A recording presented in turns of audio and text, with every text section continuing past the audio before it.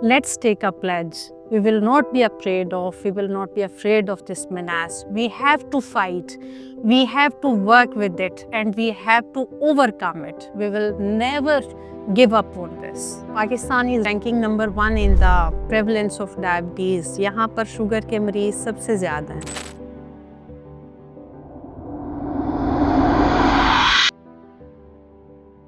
मेरा नाम हमद इश्तियाक. मैं पाकिस्तान से बाहर सऊदीया में काम करने के लिए गया हुआ था. उधर काम कर रहा था. काम करते समय मुझे अचानक वो दिल में थोड़े प्रॉब्लम हुआ तो मैंने चेक करवाया. घर वालों ने डॉक्टरों ने फिर मुझे बोला कि आपको ये दिल का अटैक हुआ है.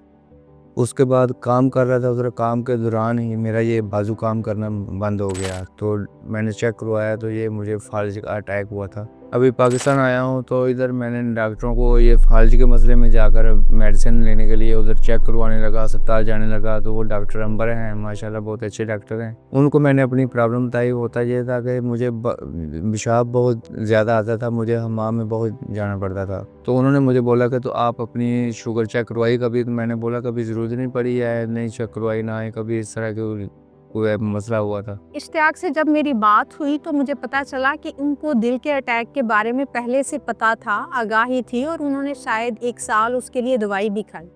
तो दिल का अटैक उनको तकरीबन 3 साल पहले हुआ था. इसका मतलब है कि 35 साल की उम्र में उन्हें दिल का अटैक हुआ था. अब एक्चुअली वो उस वक्त सऊदी अरेबिया में थे. आई एम श्योर उन्होंने इसका वर्कअप किया होगा. तो उस वक्त उनको अंदाज़ा होना चाहिए था कि उनको शुगर का मसला है. लेकिन वही बात है, एक तो हमारे लिए कम्युनिकेशन, लोगों को मालूमात देना, वो शायद वो मुल्क था, लैंग्वेज बैरियर कि वो उनको नहीं बता सके. लेकिन उन्हें पहले से अपनी शुगर की, अपने कोलेस्ट्रोल की, ब्लड प्रेशर की और स्मोकिंग, अगर वो इन सब चीज़ों को रोक सकते तो हमें बहुत ही उम्मीद है कि ये जो सारी कॉम्प्लिकेशंस जो वो अभी फेस कर रहे हैं वो ना कर सकते. उन्होंने बोला कि आप अपनी शुगर चेक करवाएं. तो मैंने अपनी शुगर चेक करवाई. को मेरी शुगर पहले दिन चेक करवाई मैंने तो वो 315 आई. तो डॉक्टर ने मुझे बोला कि ये तो बहुत ज़्यादा है आपकी शुगर. वो फैमिली में वाहिद कमाने वाले इंसान हैं.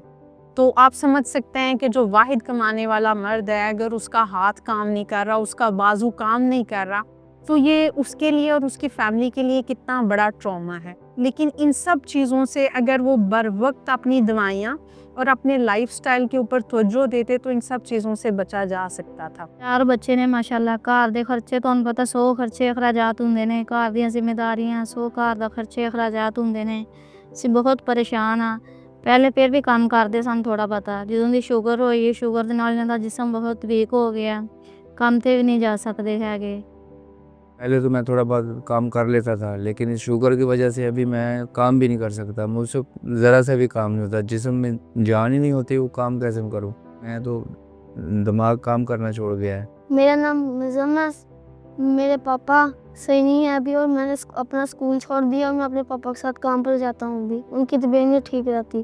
हाँ, मुझे डॉक्टर साहब ने यही बोला कि आप थोड़ा एक्सरसाइज करें, वर्जिश करें, जिसकी वजह से आप शुगर पे कंट्रोल कर सकते हैं. तो फालिज की वजह से मैं वर्जिश भी नहीं कर सकता.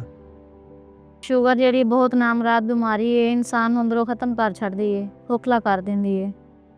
अभी हमें ये अज़्म करना है कि हमें इस बीमारी से घबराना नहीं है. हमें इसके आगे हार नहीं माननी. हमें इस पे काबू पाना है और उसके लिए बहुत ज़रूरी है कि हम अपने लाइफस्टाइल में चेंजेस लेके आए.